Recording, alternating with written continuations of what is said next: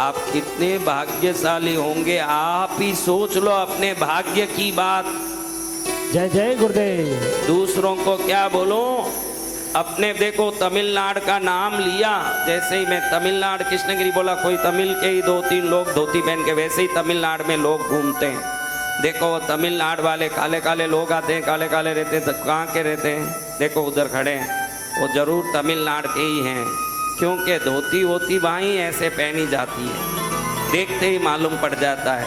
वेश देखो न पहचान लो कि कहाँ के लोग हैं, है कि नहीं। ऐसे कृष्णगिरी में रुक्मावती नाम की एक स्त्री थी, बड़ी पैसे वाले की बेटी थी। बाप ने बहुत बड़े पैसे वाले के साथ शादी कराया और बाप मर गया शादी के बाद। ये जहां गई वहां धीरे धीरे नुकसान होता गया। कभी कभी होता है, आप ससुराल आई, कितने लोगों की शादी हो गई, सब शादीशुदा महिला ही बैठी है, ज़्यादातर 2-4 कन्याएं बैठी है, बाकी सब माताएं आई है। तो माता आपको पूछता हूँ कि जिस समय आपकी शादी हुई, आज या तो ससुराल में समृद्धि बढ़ी है या घटी है, ये गारंटी है। जैसा था पहले वैसा नहीं है, ये भी गारंटी है या नहीं। देखो आप आते हो घर में, या तो बाद में काम बढ़ गया या तो पहले से डाउन हो गया, होता है कि नहीं। रुक्मावती भी जब आई, उसका धीरे धीरे स्टैंडर्ड कम होता गया, क्योंकि पति जिसमें भी हाथ डालता था उसी में नुकसान होने लगा। क्या हुआ? नुकसान होने लगा। कल बताया ना, पुण्य जब प्रबल होता है तो मट्टी में हाथ डालो तो सोना हो जाए, और जब भाग्य खराब हो जाए, नमक बेचने जाओ तो बरसात आए नमक गल जाए, आटा बेचने जाओ तो तूफान आए आटा उड़ जाए। अब बेचे क्या? तो रुक्मावती के पति का नाम था ऋषभ दत्त। क्या नाम था? ऋषभ दत्त। ऋषभ दत्त बड़ा पैसा वाला सेठ था। शादी हुई तो पत्नी को सोने के रथ में घर लेके आया, बारात लेके आया, लेकिन धीरे धीरे पैसा कम पड़ता गया, कम पड़ता गया, नुकसान होता गया, नुकसान होता गया। एक दिन ऐसा आया, महल बेचना पड़ा। एंगर्द वरिंग देखो, ये तमिल वाले में बोला ना भाई, मैं पकड़ा इनको के इनके वेशभूषा से मैं पहचान लिया कि ये तमिल वाले हैं। एंगर्द वरिंग तीर्थनिया, इसको यहाँ बुला, यहाँ बुला, यहाँ भेज रहे, आगे आगे।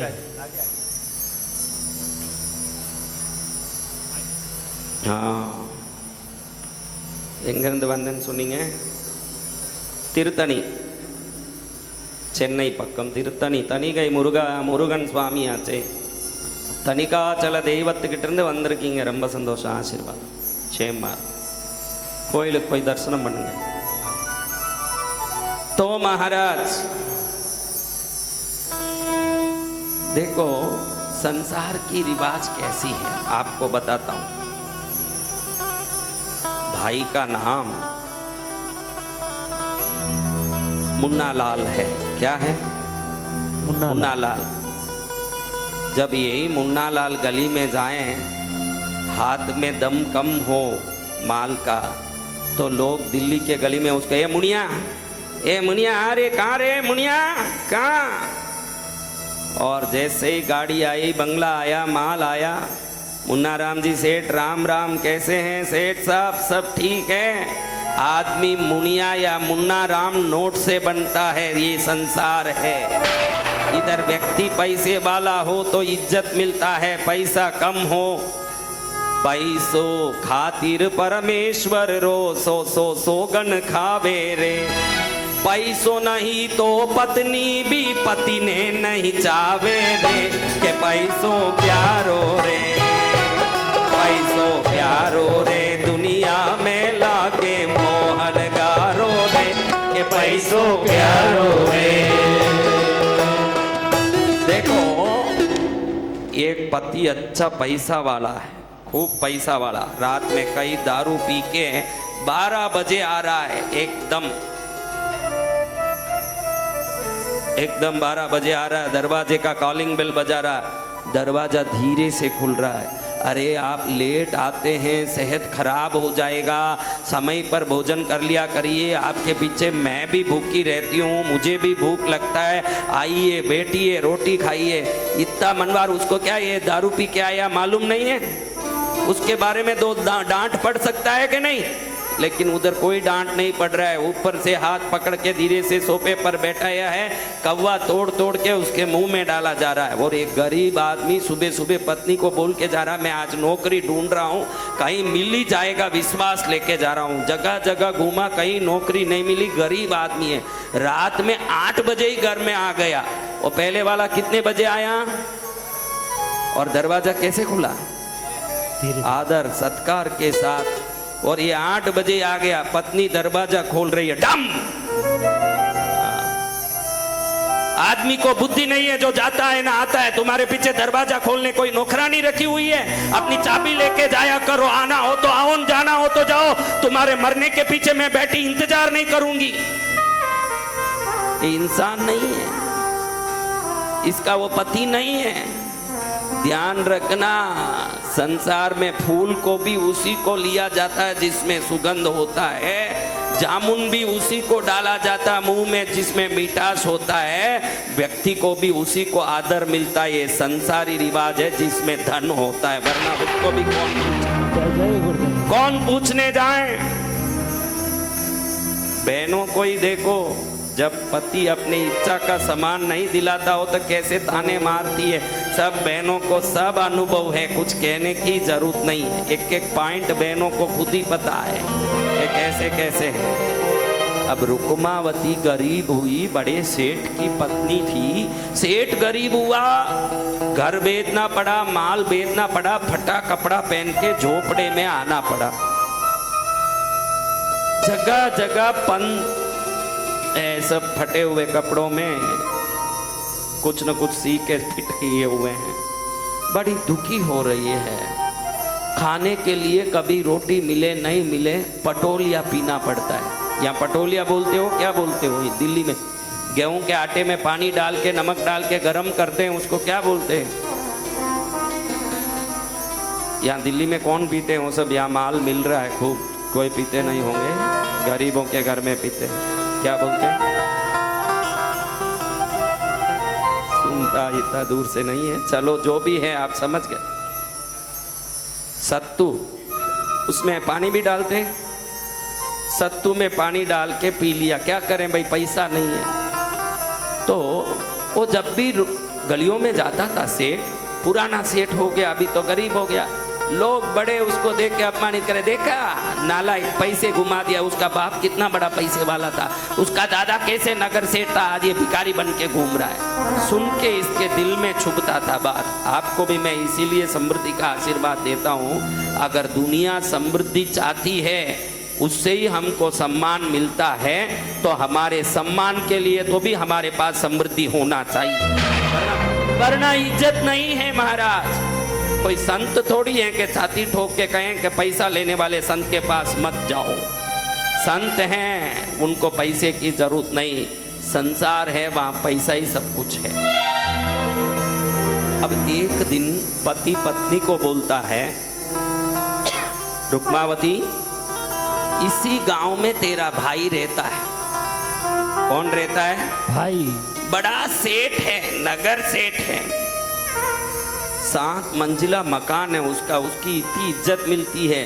वो भाई का नाम ऋषभ दत्त है। भाई का नाम क्या है? ऋषभ दत्त। वो बड़ा सेठ है और उसी गांव में मैं गरीब बन के घूमता हूँ। मुझे लोग अपमानित करते हैं, कहीं कोई लोग मुझे गाली देते हैं और आ रहे जा रहे ऐसे रेकारा लगा के बुलाते हैं, मुझे बड़ा अपमान होता है। मैं कहीं विदेश जाके कमा के आता हूँ, थोड़ा पैसा हमारे पास आ जाएगा तो हमारे भी इज्जत हो जाएंगे। पत्नी बोलती है, प्रभु कहीं मत जाइए, जैसा है वैसा है, मैं 2 पैसे बगैर जी लूंगी, लेकिन आपके बगैर कैसे जीऊंगी? शायद वो कोई सती नारी है इसलिए ऐसे बोल रही है। बाकी आजकल स्त्री क्या बोले, जाओ भाई कहीं जाना जाओ, खाली जहाँ से रहते हो वहाँ से मेरा मोबाइल रिचार्ज करते रहना बराबर टाइम पर, बाकी कहीं मरो, मुझे कोई लेना देना। हाँ, मेरा टाइम पर मोबाइल चार्ज हो जाए, मैं आराम से पड़ी पड़ी यहाँ गलियों की औरतों से बातें करती रहूँ, मेरे को वो चाहिए। अभी आप ही बोलो, पति 2 घंटा ले, आपको पूछ रहा हूँ, झूठ नहीं बोलना एक भी बहन, पति 2 घंटा लेट आ रहा है, ये आपको चलेगा या मोबाइल में चार्ज नहीं है ये आपको चलेगा? कौन सा चलता है बताओ? 1 मिनट मोबाइल में चार्ज नहीं हो तो नहीं चलेगा, लेकिन पति को बोलेगी रात में ही आना, दिन में ही आना, जा भाई मेरे तो मोबाइल में चार्ज खूब होना है। कलयुगी देवियां हैं ये सब। क्या है? है कि नहीं? देखो, संत को कोई बुरा नहीं लगता, मैं जो समाज में है वो ही बोलूंगा, मुझे क्या शर्म आता है? शर्म आपको आना है, मुझे क्यों आएगा? अब देखो, पति बोलता है मुझे तो जाना ही पड़ेगा, गर्भिणी है रुक्मावती। क्या है? एक बच्चा छोटा है 2 साल का, एक बच्चा 4 साल का, 4 साल का बच्चा, 2 साल का बच्चा।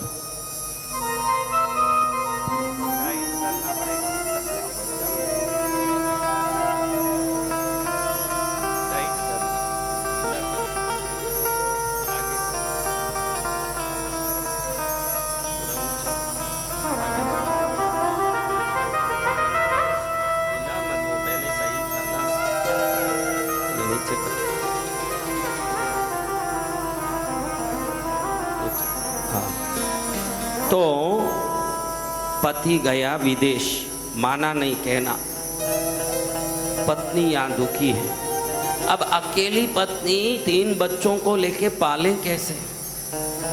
बड़ी दुखी हो रही है, बड़ी परेशान हो रही है। इस समय में उसकी परेशानी को कौन सुने भाई? दुखियारों का दुख कौन सुने? धीरे धीरे हाथ में जो चूड़ियाँ थी वो भी बेचना पड़ा, घर में छोटे मोटे बर्तन थे वो भी बेचने पड़े, फटे कपड़े तो पहले से थे ही, पटोलिए जो आप बोले सत्तू, वो सत्तू पीने के भी आटे का नौबत आ गया, उसका भी पता नहीं, इतनी दुखी थी। इधर इसका भाई बहुत बड़ा पैसे वाला, इतना पैसा वाला माल रखा है। एक दिन उसकी पत्नी कहती है, सुनो जी अपने पास बहुत पैसा है, लेकिन जब तक दुनिया को अपने पैसे का वैभव नहीं दिखेगा तो क्या मजा आएगा? पैसा है ही दिखाने के लिए। आप बहुत बड़े सेठ हो, ये दुनिया को मालूम पड़ेगा तब तो सब लोग सलाम मारेंगे, अगर वो मालूम ही नहीं पड़े तो कौन सलाम मारेगा? क्या मजा आएगा? इसलिए कुछ न कुछ करो। तो पति कहता फिर हम क्या पानी का प्याऊ बनाएं? अरे पानी का प्याऊ बनाओगे लोगों का भला होगा, अपना का मजा आएगा? लोगों का भला नहीं करना है, अपने पैसे का दुनिया को रंग दिखाना है। आज पैसे वाले अधिकतर यही करते हैं, दान नहीं कर रहे हैं, दान के नाम से जो सम्मान मिलता है उस लिए दान कर रहे हैं। दुनिया ऐसी हो गई है, पैसे का दिखावा करना है। आपने मेरे कोई भी दरबार में किसी पैसे वाले को सम्मान करते 25 साल में किसी पैसे वाले को आगे बैठाते देखा नहीं होगा। इसीलिए कई पैसे वाले आते भी नहीं मेरे पास, क्योंकि जो जैसे आया उसको वैसे ही बैठना पड़ता है मेरे पास, किसी का कोई सम्मान नहीं है। हाँ, और वो ऐसे बैठेंगे नहीं।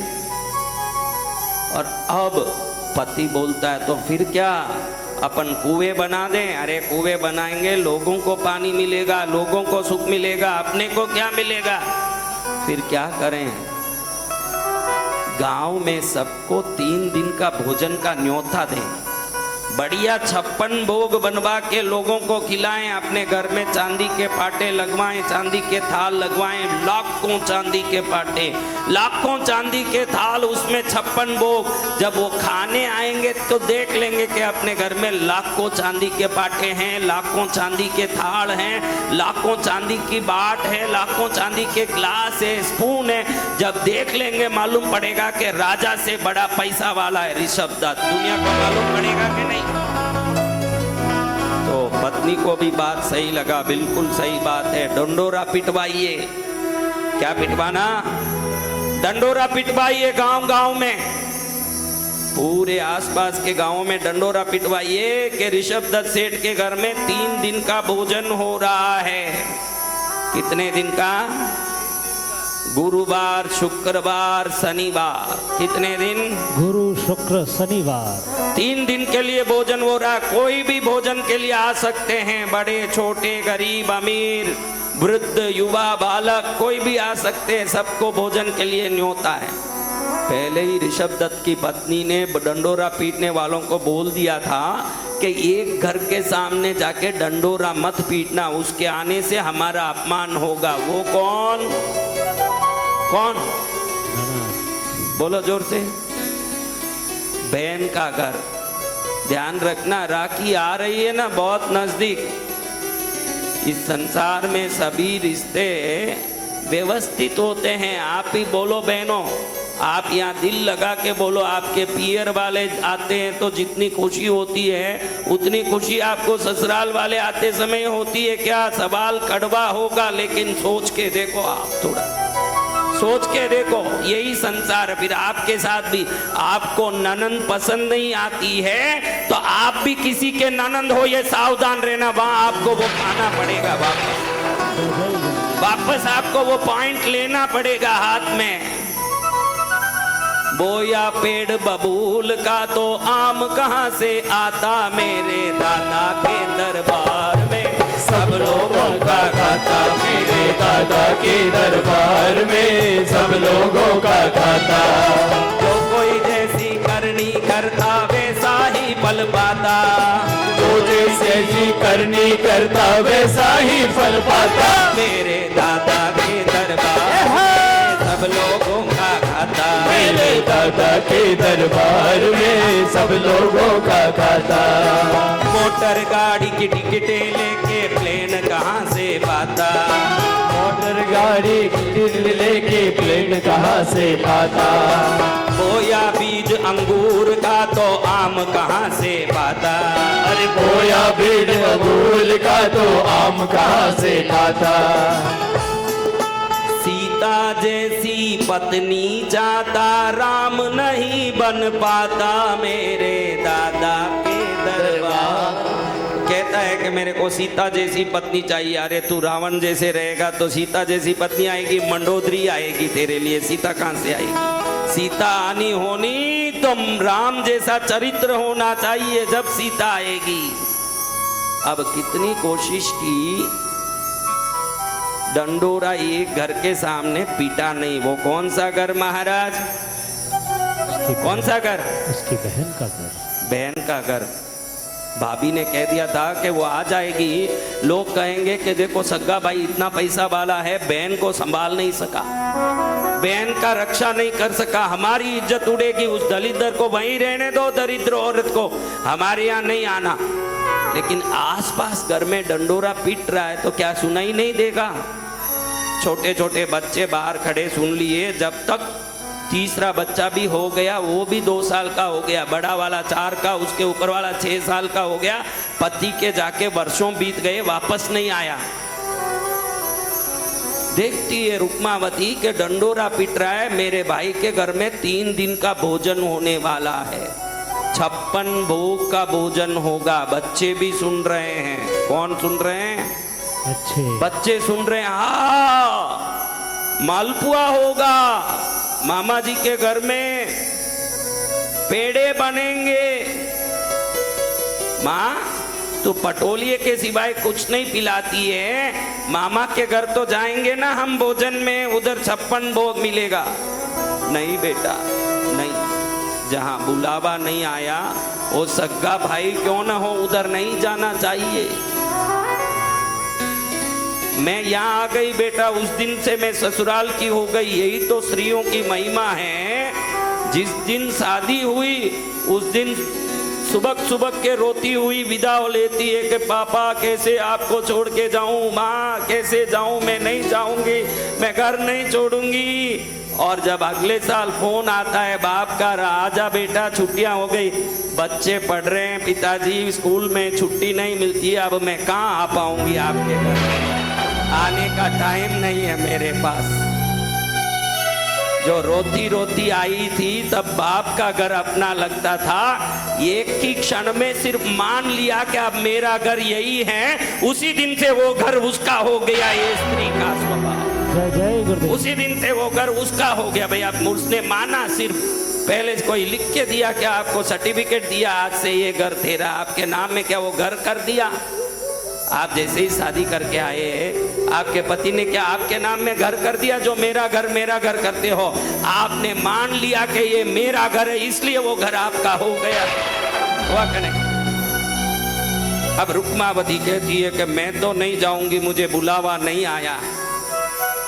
बच्चे कहते हैं माँ तुझे चलना पड़ेगा, क्योंकि ये इतना अच्छा भोग फिर कब मिलेगा? तू तो खिलाती नहीं है, और जो खिलाता है वहां भी जाती नहीं है। हम क्या ये सत्तू पी के मरेंगे जिंदगी भर? ऐसा ही हमारी जिंदगी निकल जाएगी? नहीं बेटा, मामा ने बुलाया नहीं, शायद उसके मन में कुछ हो कि हमारे जाने से अपमान होता हो, इसलिए नहीं बुलाया। नहीं तो हमारे घर के सामने डंडोरा क्यों नहीं पीटा? नहीं जाना चाहिए। नहीं जाएंगे बेटा। माँ हम जाएंगे, बुलाया नहीं तो क्या माँ, अपने मामा है, सोचे होंगे कि बहन को क्या बुलाना, बहन तो मेरी है, इसलिए नहीं बुलाया होगा, हमको जाना चाहिए। क्या बोल रही है? नहीं बेटा नहीं जाना, मना कर रही है रुक्मावती। बच्चे जिद्दी कर रहे हैं और बच्चे बोल रहे हैं नहीं माँ हमको जाना ही है, नहीं तो हम आपसे बात नहीं करेंगे। बच्चे की बहुत जिद्दी सोच के रुक्मावती सोचती है कि जब सब जा रहे हैं, इतने लोगों को जाना है, तो मैं भी एक कोने में बैठ जाऊंगी, बच्चे खा लेंगे। मैं नहीं खाऊं तो क्या, कम से कम वर्षों बाद बच्चों को अच्छा भोजन तो मिल जाएगा। चलो जाते हैं, क्या करें। गुरुवार आया, पहला दिन का भोजन। ऐसे ठाट पाट से नगर सजा हुआ है, जगह जगह आम के पत्तों का तोरण लगा है, केले के वृक्ष बंधाए गए हैं, गुलाब जल छांट के गलियों को शुद्ध किया गया है, और बड़ा सा रसोड़ा बना हुआ है। राजस्थान से फीनी बनाने वाला, घेवर बनाने वाला आया है, मालवा मध्य प्रदेश से बाटी दाल बनाने वाला आया है, बिहार से लिट्टी चोखा बनाने वाला आया है, गुजरात से थेपला खमन ढोकला हंडवा बनाने वाला आया है, तमिलनाडु से इडली डोसा बनाने वाले आए हैं, मद्दूर वड़ा बनाने वाला कर्नाटक से आया है, आंध्रा से कोंगरा चटनी बनाने वाला आया है, मलयालम से अपम बनाने वाला केरला से आया है।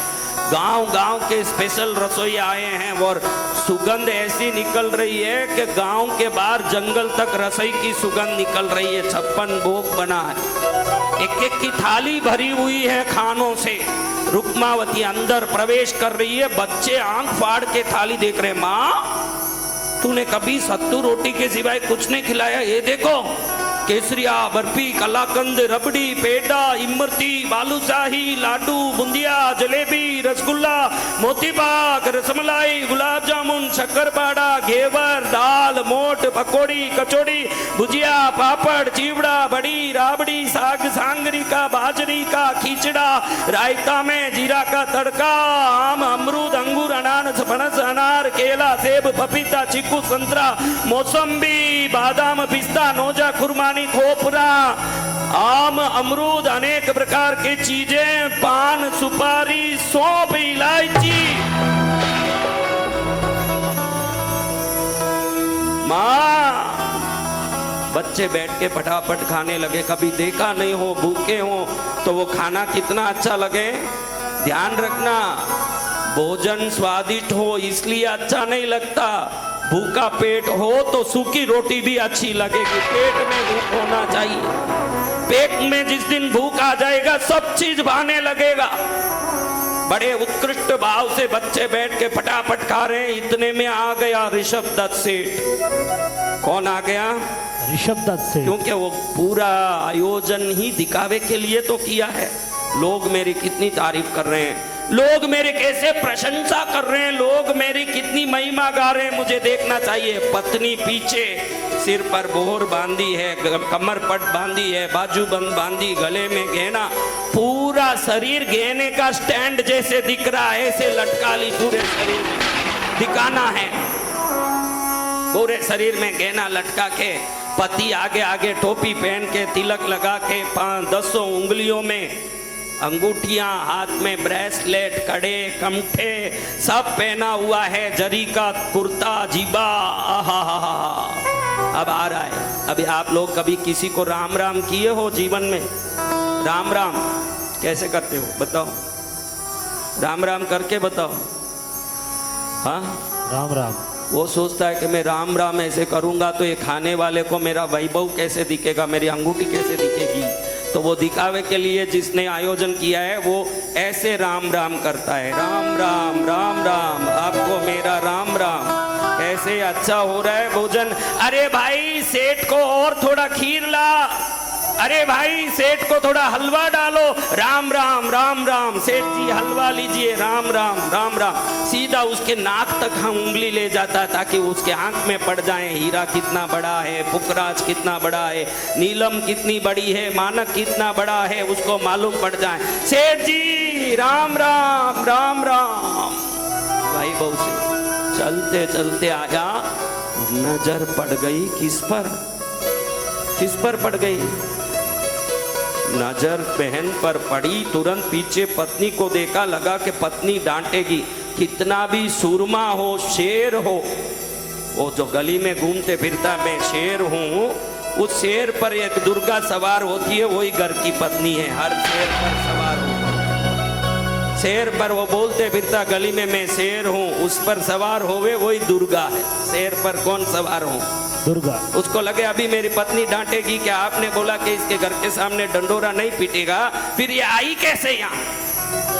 तुरंत खुद ही गर्म हो गया, पत्नी डांटे मुझे, इससे अच्छा है कि मैं इसका खबर ले लूं। उसको मालूम पड़े कि मैंने नहीं बुलाया है, नहीं तो पत्नी सोचे कि भैया ने रहस्य रूप से बुला लिया होगा बहन को, भाई है गुप्त रूप से बुला लिया होगा। अरे चुड़ैल, कहाँ इधर पैर रख दिया? तब तुझे बुलाया नहीं है, शर्म नहीं आती तुझे? किसी बिन बुलाए घर में पैर रखती है बेशरम। कल अगर आ गई तो हड्डी पसली एक कर दूंगा, निकल यहां से। सुनते ही आंखों में धड़धड़ धड़धड़ आंसू आ गए। एक राखी में इसको बुलाई नहीं ना, एक राखी इसके घर में मैं गई नहीं ना, त्योहार होली दिवाली में इसका नाम ली।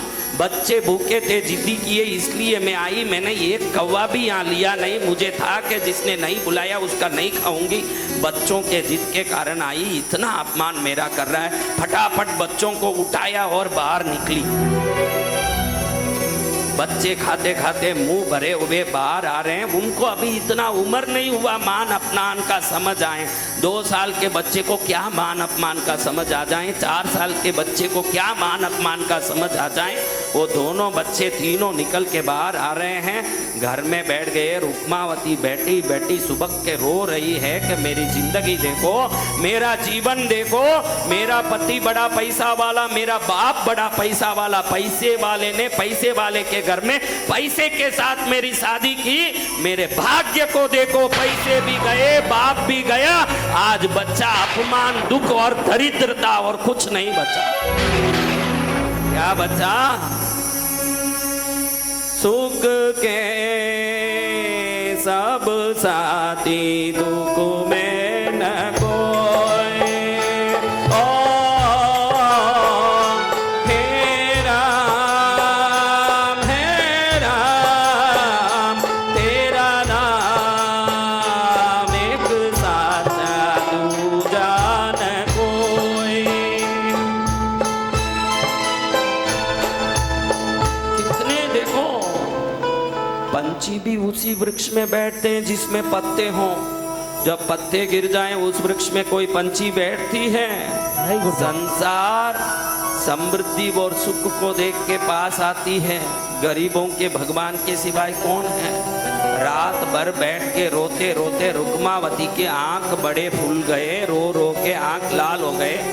बच्चे फूले नहीं जमा रहे। वाह भैया, कैसा गुलाब जामुन पहली बार खाया, अंदर रस कितना बढ़िया। अंदर एक पिस्ता भी रखा हुआ था, केसर भी डाला हुआ था। अपनी माँ ने कभी केसर दिखाया आंख में, कभी पिस्ता दिखाया? आपने काजू की कतली खाई भैया? काजू की कतली पर चांदी का वर्क लगा था, कितना अच्छा ऊपर केसर छांटा था, बड़ा मजा आया। मैं वो कतली खाया, पहली बार खाया, मन को तृप्ति मिल गई। भैया भैया ये जो वैकुंठ वैकुंठ बोलते हैं ना, ये कतली वैकुंठ होगी ना, उसको खाते ही कितना आनंद आया। यही वैकुंठ है, यही सब है, कैलाश पर्वत यही है अपना। कितना अच्छा लगा। अरे भाई खीर पिया, खीर में देखा कैसे बादाम के टुकड़े डाले थे, खाते समय कैसे लगा, बहुत आनंद आया। आज भी जाएंगे भैया, आज भी अरे गुपचुप बैठ, माँ मना करेगी। मामा जी ने कैसे डांटा, देखा ना मामा जी कितने डांट रहे थे, जोर जोर से चिल्ला रहे थे। आज माँ बोलेगी कि जाना ही नहीं, इज्जत मेरा टूट गया। बैठ के रो रही है, देखो उधर जोर जोर से आवाज आ रहा है। अरे माँ है, मैं जानता हूँ रोती होगी, उसको कैसे लाइन में लाना मुझे पता है। हम तीनों मिलके बोलेंगे मम्मी आज मामा के घर नहीं चलेगी तो हम कुएं में कूद के मर जाएंगे। अपने प्राण के लिए उसको आना ही पड़ेगा। मैं माँ को जानता हूँ, 1000 अपमान सहलेगी लेकिन हमारी जिंदगी वो नहीं घुमा सकती है, इसलिए वो आएगी। सुबह हुआ, भोर का वेला हुआ, सभी बच्चे माँ के पास गए। माँ चलो मामा के घर जाएं। मामा? कौन सा मामा? अब नहीं जाना बेटा, कल देखा ना मामे ने कितने अपमान किया, अब नहीं जाना। माँ क्या नहीं जाना नहीं जाना कर रही हो? पहली बार मैं 6 वर्ष का होके कल खीर पिया हूँ, कल काजू की खतली खाई, कल मैंने मालपुए खाए जिंदगी में, और 2 दिन ऐसे हैं। मान अपमान क्या होता है माँ, ये जीभ तरस गई अच्छे खाने को। चलो नहीं बेटा, किसी भी हालत में हम नहीं जाएंगे, किसी भी हालत में मैं नहीं ले जाऊंगी। माँ आप नहीं जाओगी हमारे साथ तो जिस कुएं में आप पानी भरने जाते हो उस कुएं में हम तीनों कूद के मर जाएंगे। क्या बोलते हो बेटा? मैं जो देती हूँ सत्तू का आटा पानी में, उसको पी लिया करो। कौन पिएगा उसको? अरे पड़ोसी घर में जाके देखो, गाय को भी उनके घर में इससे अच्छी खली भूसा खिलाते हैं, उससे बदतर खाना तुम हमको खिलाती हो। उसको कितने दिन तक हम खाएं? हम तो मामा के यहाँ जाएंगे या मरेंगे। चल भैया तीनों चलते हैं, कुएं में गिर के मरते हैं। अरे कुएं में गिर के मरोगे? बच्चों के लिए भाई, आपके सामने बच्चे जिद्दी करें या तो इधर चलो या हम कुएं में गिर के मर जाएंगे, आप क्या करोगे बहनों? बोलो, मरने दोगी बच्चों को? नहीं गुरुदेव, कोई हाँ? हर माँ का दिल कहता है कि मैं हर अपमान सहन कर सकती हूँ लेकिन मेरे बच्चों का दुख नहीं देख सकती हूँ, यही माँ का दिल। बच्चों के लिए ही तो माँ है, जितना मेहनत कर रही है, जितना परिश्रम कर रही है, जो भी कर रही है, एक ही तो मन कहता है। शादी हुआ जब पति पति, जो दिल पति पति पति पति करता है, जैसे ही एक बच्चा होता है पूरा दिमाग बच्चे की तरफ मुड़ जाता है। अब सब कुछ बच्चा ही है मेरे लिए और कुछ नहीं है। क्या है? अच्छा। अब ऐसे बच्चे के प्रति प्रेम करने वाली रुक्मावती सोची कि अपमान हो तो हो, परिणाम कुछ हो तो हो। कल उसने कहा रीढ़ की हड्डी तोड़ूंगा, तोड़ेगा तो हड्डी तोड़ेगा, मेरे बच्चों को तो 2 रोटी मिल जाएगी। 6 वर्षों से मेरे बच्चों ने सत्तू के आटे के सिवाय कुछ नहीं खाया है, उन बच्चों को 2 रोटी मिल जाती है तो उससे अच्छा है कि उनको रोटी मिल जाए, मेरा तो सिर्फ अपमान होगा। और तो क्या होगा? कहां से लाऊंगी मैं काजू की कतली, कहां से लाऊंगी मैं केसरिया पेड़ा, कहां से लाऊंगी मैं बादाम की चक्की? कम से कम बच्चे खा लिया करेंगे। बड़ी रोती सुबकती डरती बिलकती धीरे धीरे रुक्मावती बच्चों को लेके गई, वहीं पंक्ति में बैठ गई। आज शुक्रवार है, दूसरा दिन। कौन से दिन? पहले दिन भोजन शुरू हुआ था, उस दिन क्या वार था? पहले दिन कौन सा वार था? गुरुवार। गुरुवार। तो आज क्या वार होगा? शुक्रवार। आज क्या वार है? शुक्रवार। तो शुक्रवार के दिन वहां गई और बैठी है भोजन करने। पहले की तरह ही वापस ऋषभदत्त सबको अपना दिखावा करने के लिए आ गया है। कैसे दिखावा करता है बताओ? कैसे दिखावा करता है ऋषभदत्त? अब गली में जाके कोई ऐसे राम राम मत कर लेना, लोग बोलेंगे कि महाराज जी आए हैं सबको उल्टा राम राम सिखा दिए हैं। वो तो ऋषभदत्त कर रहा है, आपको तो सीधा राम राम करना है। ऋषभदत्त क्या कर रहा है? राम राम राम राम, कैसे हो साहब? राम राम, भोजन बढ़िया है? अरे सेठ की रोटी में घी कम दिख रही है, ये कटोरी घी ला के डालो रे। अरे यहाँ खड़ी ठंडी दिख रही है, गरम खड़ी ले आओ चावल के लिए। अरे इनके पुलाव में काजू कम दिख रहे हैं, बढ़िया द्राक्ष काजू वाला पुलाव ले आओ रे। ऐसे बड़े ठाट बाट करते आया, नजर किस पर पड़ गई? किस पर पड़ गई? बहन को देखा, इसको आंख लाल हो गई, सोचे कि नालायक वापस आज आ गई, यानी मेरा अपमान करने के लिए आ रही है। जब कल मैंने सावधान कर दिया मत आना मेरी जगह में, फिर भी आई है तो जरूर मेरा अपमान करने ही ये आई है, वरना क्यों आती? मेरा अपमान कोई करने दे, ऋषभ दत्त ये मान नहीं सकता। उसी समय उसने बाल पकड़े अपनी बहन की और उठाया उसको और ऐसा लात मारा कि सीधे 30 फुट दूर जाके दरवाजे पर गिरी और वहीं रीढ़ की हड्डी टूट गई। क्या हो गई? रीढ़ की हड्डी। कल कहा था कि रीढ़ की हड्डी तोड़ूंगा। कुछ कुछ लोगों की जबान ऐसे कड़वे होते हैं, वो जो बोलते हैं वो हो भी जाता है कभी कभी। ऐसे कड़वा जबान वाला पिछले दिन कहा था कि तेरी रीढ़ की हड्डी तोड़ूंगा, और आज रीढ़ की हड्डी तोड़ ही दिया उसने। अब ये बहन उठे तो कैसे, चले तो कैसे? तीनों बच्चे ये दृश्य देख के घबरा गए, एकदम पसीना आ गया कि हमारी माँ के मुंह से खून निकल रहा है। वो जोर से करा रही है लेकिन उठ नहीं पा रही है, गिर गई है नीचे।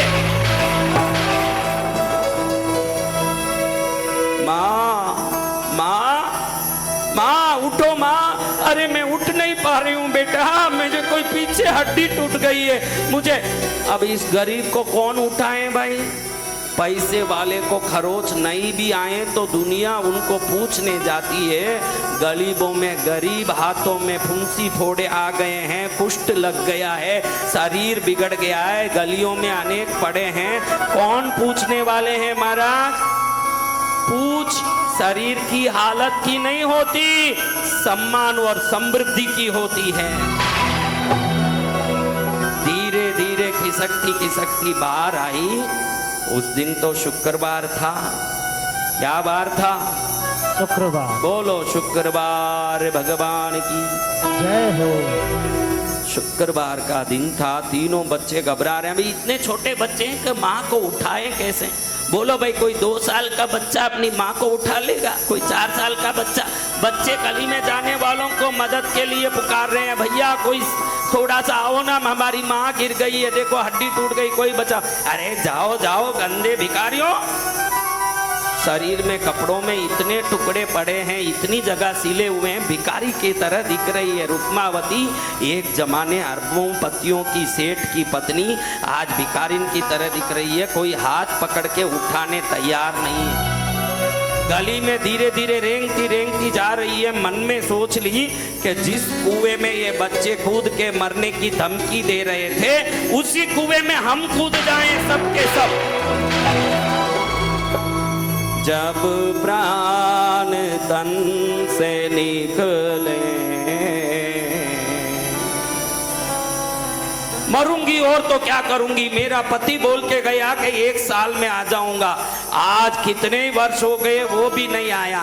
मेरे बर्तन बेच लिए, चूड़ी बेच ली, गहने बेच लिया, अब खिलाने पिलाने भी कुछ नहीं रहा। शरीर में ऐसी शक्ति भी नहीं रही कि किसी के घर जाके बर्तन घिसूं, कपड़े दूं।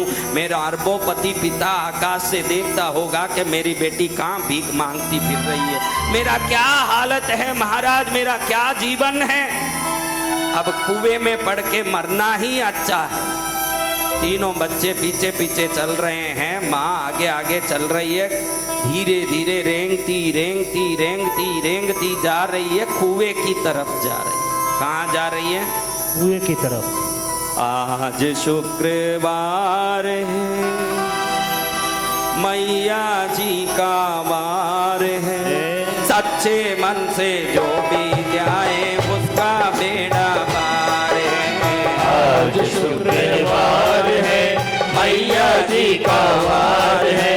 सच्चे मन से जो भी जाए उसका बेड़ा पार है। आज शुक्रवार है।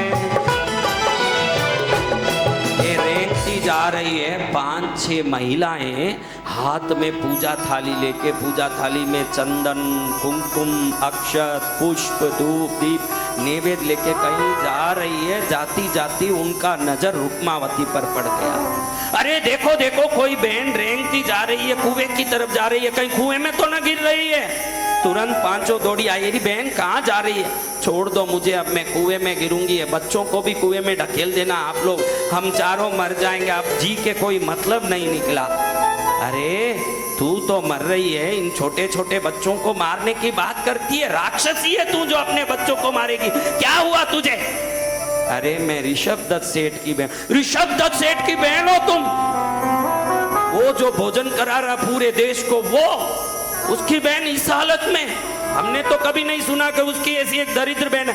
मैं हूँ, मेरे बाप ने शादी करके दिया, पति बिल्कुल नुकसान के कारण गरीब हो गया, विदेश गया कमाने, वापस नहीं आया। घर में था जो बच्चा वो भी जन्म लेके बड़ा हो गया, पटोलिया सत्तू का आटा पी के जीते। आज मेरे भाई ने धक्का मार के मेरी रीढ़ की हड्डी तोड़ दी। अब जिंदगी में जी के क्या करूं? ये बच्चे भी रोज रोज भूखे मरते हैं। मैंने सोचा रोज रोज भूख से मरने से अच्छा है कि एक ही दिन मर जाएं, इसलिए मैं कुएं के पास आई। अरे पागल, दुखियों के ऋषभ दत्त सेठ क्या सहारा देगा? दुखियों का संसार क्या सहारा देगा? तू मूर्खिन है, इस कृष्णगिरी में रहती है। तूने कभी पद्मावती माँ का नाम सुना? सुना तो बहुत है, लेकिन अब कौन देवता मेरी सहायता करेंगे? मेरे कोई भरोसा नहीं, मैं कभी नहीं गई। अरे एक बार प्रयास तो कुत्ता भी करता है पत्थर मारने वालों पर भौंक कर, तो कम से कम देवी के चरण में एक प्रयास तो करती, प्रार्थना की। अब क्या प्रयास करूं? क्या जरूरत है? अरे हम कहते हैं हम सब उस पद्मावती माता की, दुर्गा की शक्ति के साक्षी हैं। उसके चरण में जो गया कभी खाली नहीं गया। जा उधर जाके सिर टेक, उसके चरण में जाएगी, तेरे भाग्य खुलेंगे। एक मिनट में रुक्मावती सोची कि भाई इतने साल इतना जोर लगा लिया, एक बार उसके चरण में जाके, जो कुएं में मरना चाहती थी उसके चरण में जाके सिर फोड़ के मर जाऊं, कम से कम अच्छी जगह मरी, ये तो मुझे शांति मिलेगी, मैं जाके उधर ही मरूंगी। अब उसने मरने का विचार नहीं बदला, लेकिन स्थान बदल लिया। क्या किया? स्थान बदल। कुएं से अब मंदिर की ओर जाने लगी। किधर जाने लगी? मंदिर की ओर। मंदिर जी में मारा मैया जी प्यारा प्यारा, मंदिर जी में मारा मैया जी प्यारा प्यारा। मने घड़ी घड़ी, मने घड़ी घड़ी याद सतावे, मैं जाऊं मंदिर, हाँ मैं जाऊं मंदिर। मने मैया जी प्यारा घड़ा लागे, मैं जाऊं मंदिर। धीरे धीरे रेंगती रेंगती मंदिर की तरफ जा रही है। देखे तो बड़ा सा शिखर, बड़ा सा ध्वजा फरक रहा है। लोग तांते लगा के दर्शन के लिए जा रहे हैं। अच्छा माँ, तेरा इतना बड़ा मंदिर है, मैंने तो कभी नहीं देखा। रोती रोती, बच्चे रोते रोते आगे जा रही है। कह रही है कि आज तेरे सीढ़ी पर सिर पटक के मरूंगी माँ, तभी तो मेरा भी मौत उत्सव बनेगा। रोती रोती छुट्टी करती जा रही है। देखे तो सामने एकदम माँ का दर्शन हो रहा है। सिर पर 3 फणा नाग धारण करने वाली, राम के हाथ के सारंग पाणी धनुष नाम के धनुष की तरह बोहों वाली, चंचल मछलियों की जैसी आंख वाली, उस मछलियों के जैसे आंख में काली द्राक्ष की तरह आंखों की पूतले वाली, अनेक प्रकार के औषधियों से बने हुए काजल को आंख में लगाने वाली, बाजूबंद धारण करने वाली, लाल चुनरिया धारण करने वाली, मांग सिंदूर भरने वाली, लाल गुलाब की पंखुड़ियों की तरह होठों वाली, मोतियों की तरह दंत पंक्ति वाली, शंख जैसे कंठ वाली, डमरू जैसी कमर वाली, केले की वृक्ष की तरह पैरों वाली, कच्छुबे की उंगलियों की तरह पैरों की नखों वाली, देवधर धर्मेंद्र द्वारा पहनाए गए मंगल सूत्र को गले में धारण करने वाली, एक अट्टहास से दुष्टों को भगाने वाली, एक मुस्कान से भक्तों को तारने वाली, एक दृष्टि जिसकी पड़ जाए तो क्षण में दुर्भाग्य सौभाग्य में बदल जाता हो, ऐसे दिव्य रूप वाली, बादल जैसे बालों वाली, रत्न मुकुट धारण करने वाली, कान में लोलायमान कुंडल धारण करने वाली, नाक में पहने हुए हीरे की नतनी से पूरे 7000 योजन तक उजाला फेंकने वाली, अपने एक वरद मुद्रा से देव दानव राक्षस इंद्र चंद्र मुनि ऋषि मनुष्य असुर गरुड़ राक्षस यक्ष महोरग गंधर्व आदि समस्त देवताओं पर कृपा करने वाली, अपने चरण की लालिमा में गिरने वालों को लाल करने वाली, माई का लाल करने वाली, अपने दिव्य मुस्कान से तीनों लोगों की दरिद्रता को समाप्त करने वाली, अपनी हाथों की रेखा का जिसको दर्शन करा दे उसकी भाग्य रेखा बदलाने वाली, अपने मुस्कान से तीनों लोगों का मंगल करने वाली, जिसको देख करके दुनिया में रति रंबा उर्वशी मेनका तिलोत्तमादि अप्सराएं ईर्ष्या करते हो, ऐसे 33 करोड़ देव वर्गों में अति सुंदर रूप वाली, क्षण में सर्व कार्यों को सिद्ध करने वाली, साधकों को अनिमा महिमा लगिमा गरिमा ईशित्व वसित्व प्राप्ति प्राकाम्यादि अष्ट सिद्धि देने वाली, दरिद्रों को धन देने वाली, निपुत्रों को पुत्र देने वाली, दुखियों को सुख देने वाली, बेघरों को बंगला देने वाली, हर प्रकार का सुख देने वाली, एक हाथ में पाश धारण करने वाली, दूसरे हाथ में अंकुश धारण करने वाली, तीसरे हाथ में फल धारण करके आने वाले हर एक को मनवांछित फल देने वाली, अपने दिव्य श्रृंगार का रूप से पूरी दुनिया पर कृपा बरसाने वाली, नारद भृंगी तुम्बुरु आदि देवता सदा जिसके दरबार में खड़ा होके बीना बजा के स्तुति करते हो, ऐसे देवताओं से स्तुति प्राप्त करने वाली, एक उसकी आंख की दृष्टि पड़ जाए तो बंजर भूमि में भी फसल उग जाए, ऐसे दिव्य कला वाली, दिव्य रूप धारण करने वाली जगदम्बिका कृष्णगिरी वाली मां पद्मावती को बैठे देखें। पद्मावती माँ का इस रूप को देखते ही रुक्मावती सोचती है मरने के लिए भी अच्छी जगह आई हूँ।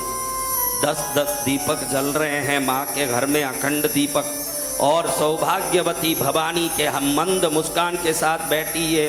सामने रोती हुई रुक्मावती कहती है माँ मेरा पति नहीं आया, मेरे घर में कोई धन समृद्धि नहीं आई, बहुत प्रयास किया, मेरा शरीर भी अब किसी काम का नहीं रहा, कम से कम नौकरानी बन के किसी घर में 2 बर्तन घिस के 2 रुपया कमा लूँ उसके लायक मेरा शरीर नहीं रहा, मेरे बच्चों को रोटी डाल सकूं ऐसा मेरे पास कोई संपत्ति नहीं रही, तेरे दरबार में सिर पटक के मरूंगी, कम से कम मौत अच्छा हो जाए।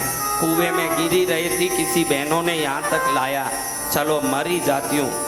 जोर जोर से अपना सिर पटकने लगी और सोचती है कि जब बेजा फटेगा तो मरी जाऊंगी, बच्चों का जो होना होगा होगा, मुझे तो मरना है। जैसे जैसे जोर जोर से सिर पटकी, पहले से तो कपाल से खून निकलने लगा, फिर धीरे धीरे सिर पर चोट होने लगा, बेहोशी की समय आई।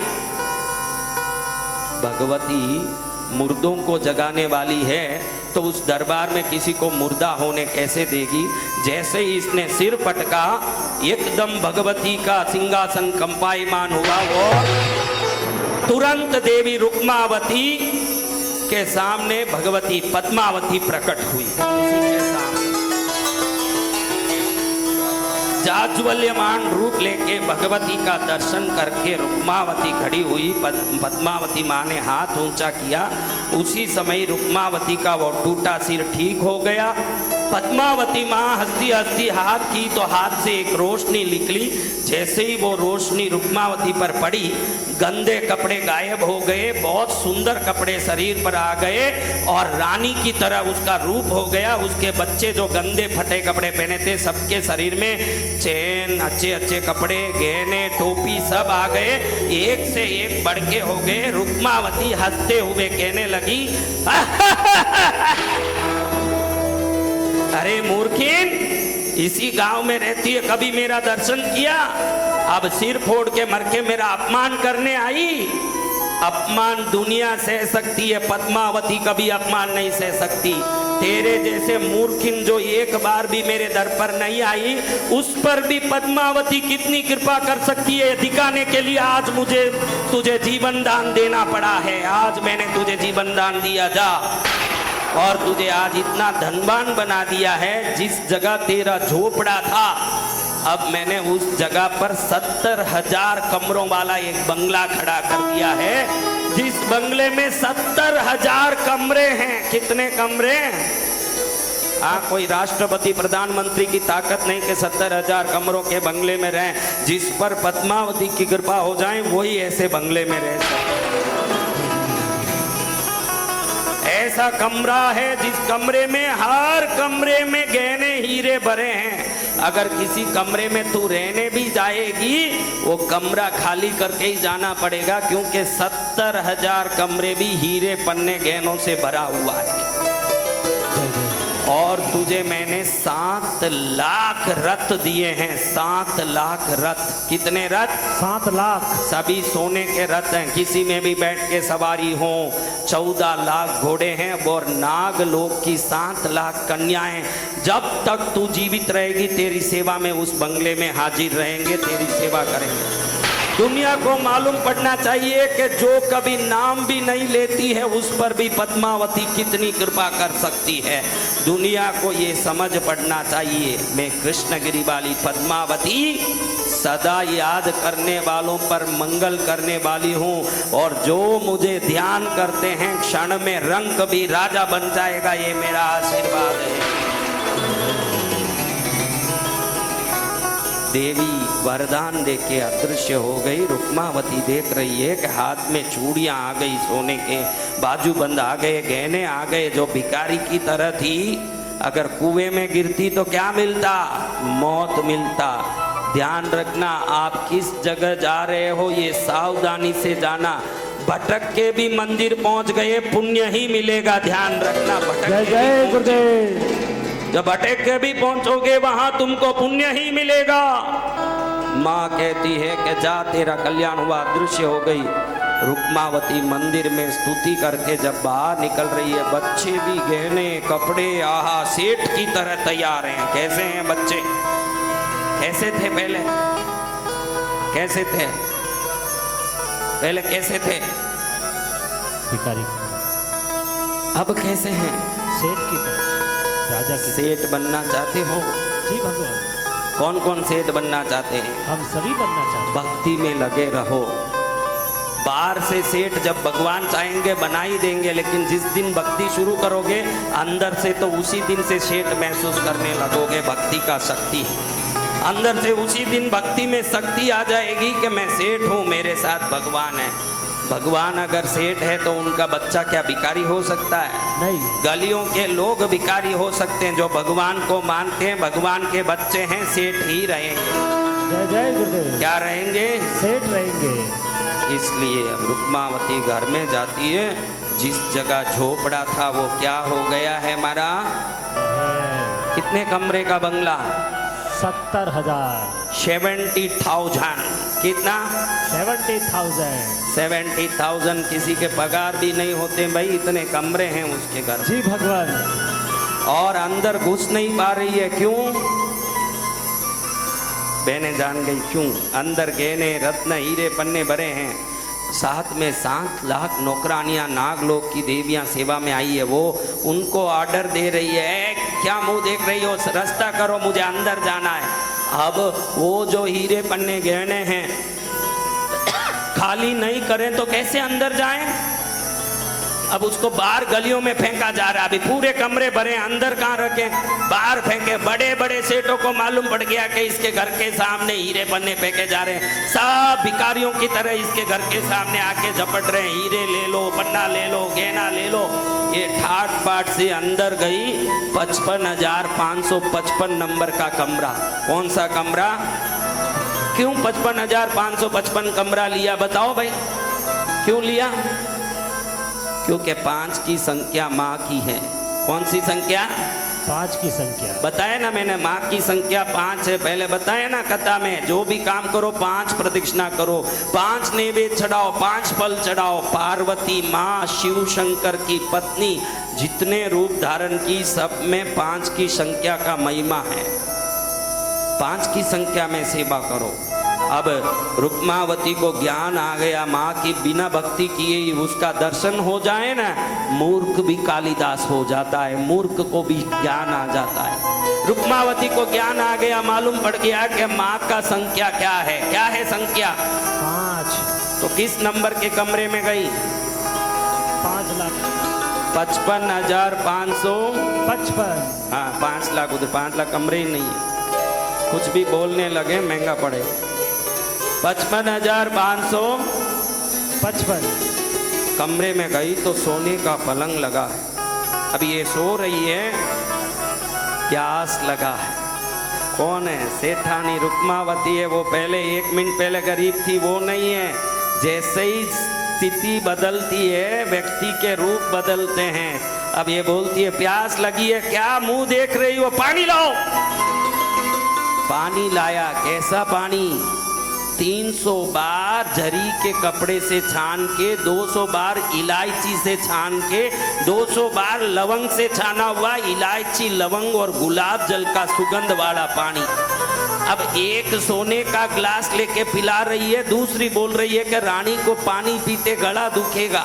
इसलिए एक व्यक्ति धीरे धीरे गला सहलाए, दूसरे धीरे से गले में पानी डालें, आराम से पानी पिए, क्योंकि पानी उतरने में भी अब तकलीफ आ गया। 1 घंटा पहले वो स्थिति था, पानी का ठिकाना नहीं था। अब पानी पिलाने के लिए 7 लाख नौकरानियां खड़ी है। ये माँ पद्मावती की कृपा हुई। क्या हुआ है? क्या हुआ है? कृपा। तेरी दया से माँ पद्मावती कष्ट मिटेंगे मेरे। तू जो तनिक दया दिखला दे, विघ्न मिटेंगे मेरे। दानव तेरी भक्ति करके करते सबल निज काया।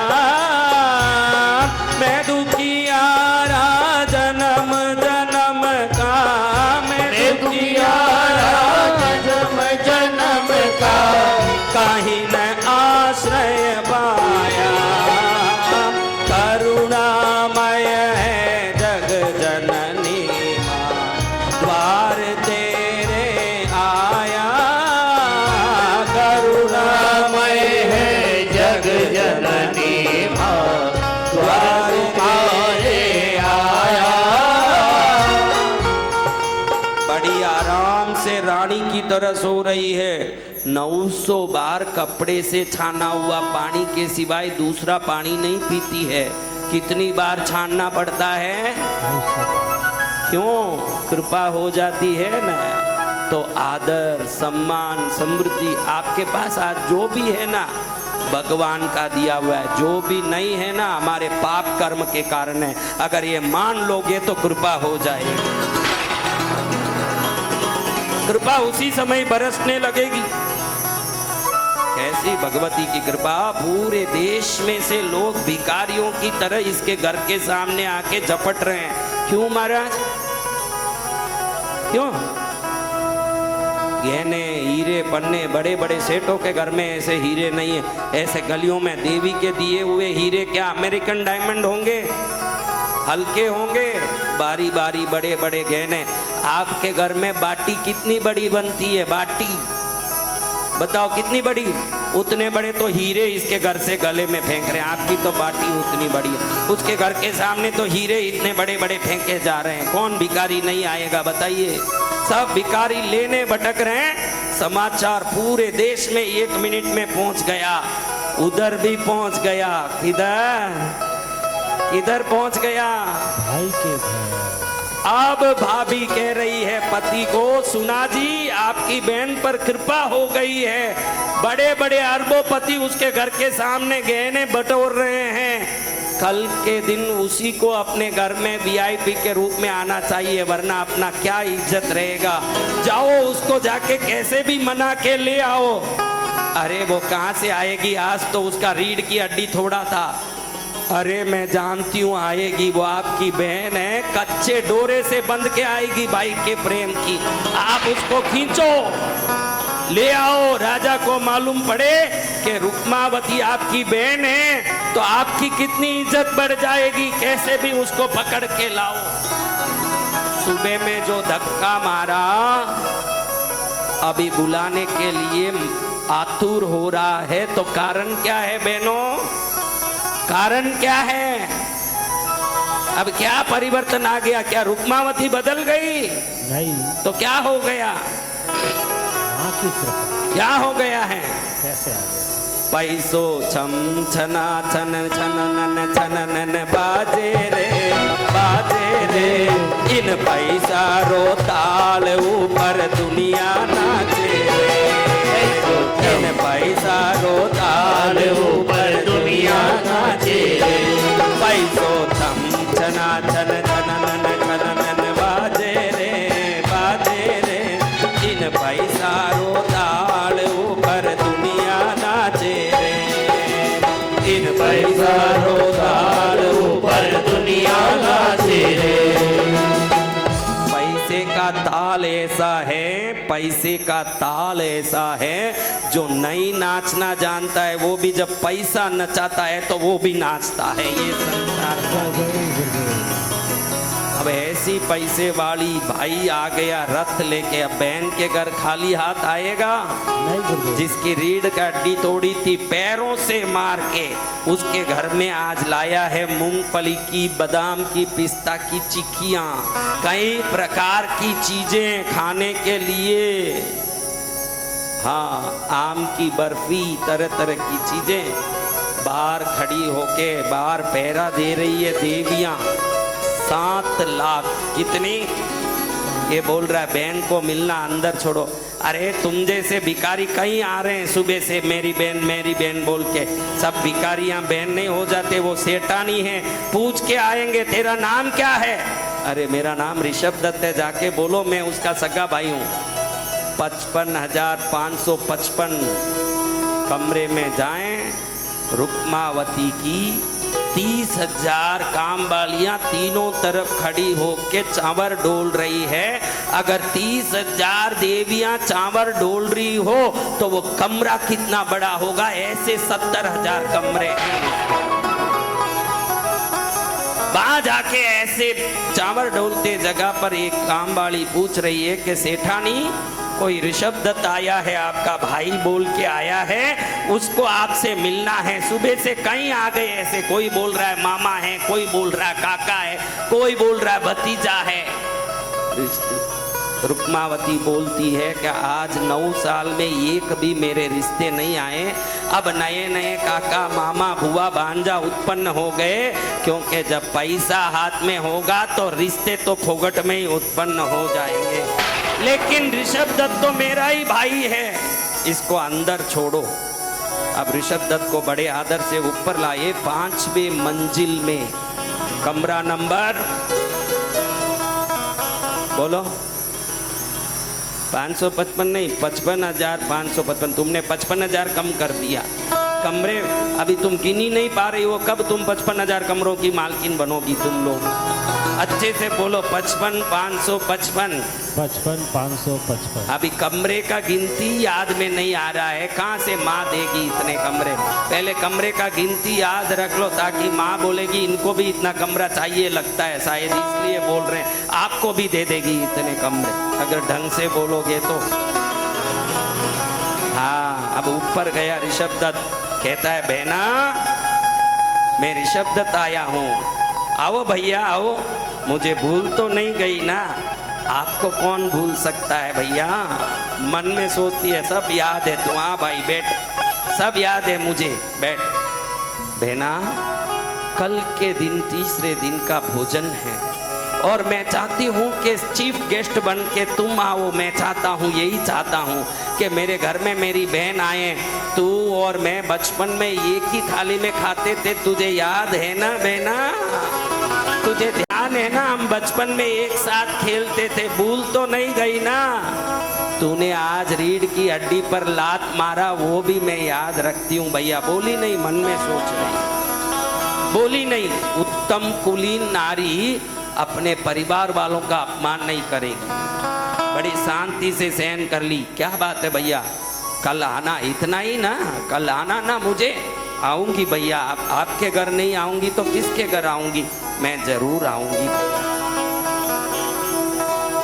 अगले दिन शनिवार हुआ, ठाट पाट से आज का भोजन है, सबके लिए चांदी के थाल पाट लगे हैं, लेकिन रुक्मावती के बैठने के लिए सोने का पाट लगा है, सोने का थाल लगा है। जिसके घर के बाहर हीरे पन्ने फेंके जा रहे हो, उसका क्या हल्का स्वागत होगा? उसके स्वागत कैसी होनी चाहिए? बड़ी भारी स्वागत। भाभी स्वयं पंखा लेके खड़ी है, मेरी ननंद आएगी, मेरी ननंद आएगी, आज मेरे घर में मेरी ननंद आएगी। कल ननंद को देखते ही मन में द्वेष आ रहा था, आज ननंद के आने का आनंद मन में हिलोरा ले रहा है। मेरी ननंद आएगी। कौन आएगी?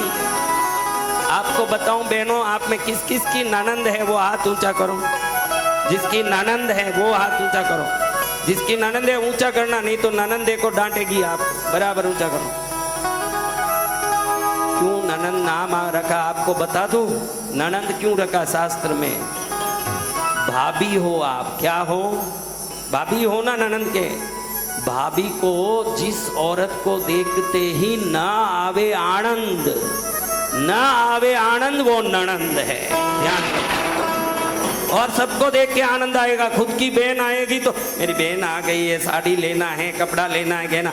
ननंद आ गई तो पति को ध्यान रखना, उसको पिछली बार जैसे कुछ मुझे बगैर बोले कुछ दे के मत भेज देना, फिर मैं छोड़ूंगी नहीं तुमको। ध्यान रखना, ये उल्टे सीधे काम मत करना। किस किस को ननंद को देखे तो आनंद आता है? आनंद आता है?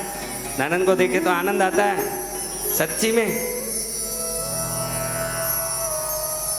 मानना मुश्किल है, थोड़ा मानना मुश्किल है। फिर भी अगर सच्ची में आ रहा है तो आप सब देवियां हो, मैं ऐसे मान सकता। अगर आ रहा है, सब देवी स्वरूपिणी है, कोई आता नहीं है। ये कब निकलेगी घर से? वो आते ही पहले ये भाव आता है, ये कब निकलेगी यहाँ से? अगर नहीं आ रहा है तो आप सब देवता हो, ये मैं मान सकता। चलो, अब ये अगले दिन गई, सोने के पाट में बैठाया, थाली लगाई सोने की, सब चीजें रखी जो मैं पहले बताया। क्या क्या चीजें?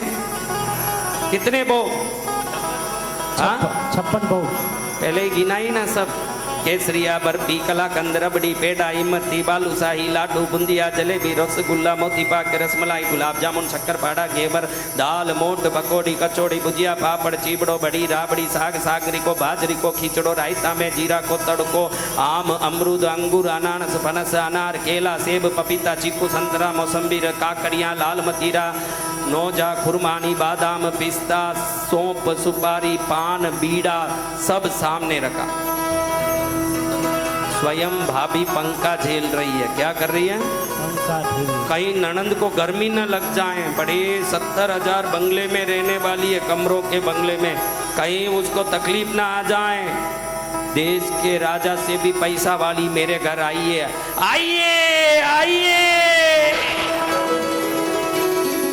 अब रुक्मावती ने चूड़ियां खोली। क्या खोला?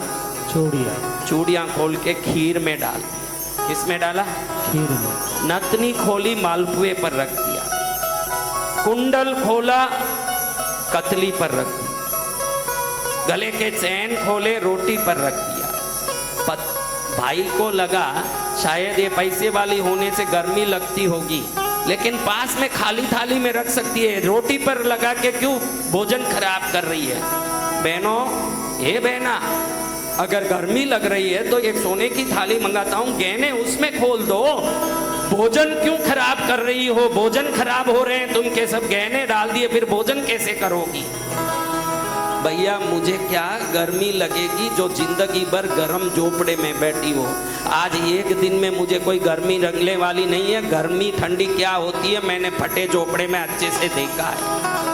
आज मैंने गर्मी से ये गहने नहीं खोले हैं। अगर तू मुझे बुलाता भोजन के लिए तो परसों ही बुला सकता था। आज बुलाया है तो मेरे धन को बुलाया, तू मुझे नहीं बुलाया, इसलिए मेरे धन को खिला रही हूं। तेरी रोटी मैं नहीं खाऊं, तेरे ये भोजन को मेरा धन खाएगा। देखा ना बेटा, ये खीर मेरे गहने नहीं खा रहे हैं, मेरा चैन रोटी नहीं खा रहा है, इंसानी रोटी खाता है। भैया तू दिखावे के लिए ये आयोजन किया, आज मैं पैसा वाली होते ही बेशर्म होके मेरे घर में बुलाने आया। ध्यान रखना, जो गरीब से गरीब अपमानित हो जाते हैं ना, उनके लिए भी कृष्णगिरी वाली पद्मावती है, वो कभी अपमानित नहीं होने देती है।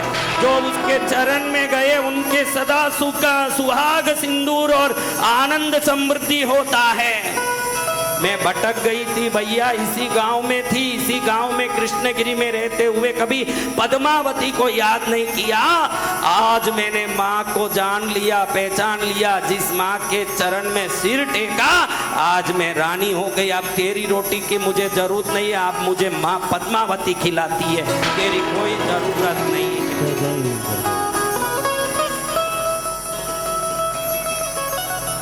पद्मावती माँ का ये शुक्रवार व्रत कथा है, जिसमें रुक्मावती ने जितना दुख देखा और दुख देखने के बाद माँ पद्मावती के शरण में गई। इसको जो भी याद करते हैं उनके घर में भी माँ की कृपा होती है। इस कथा को सुनने से, इस कथा का ध्यान करने से। यही कृष्णगिरी गांव है जहां रुक्मावती की ये कथा सुनी जाती है, जहां आज कृष्णगिरी पद्मावती का मंदिर है।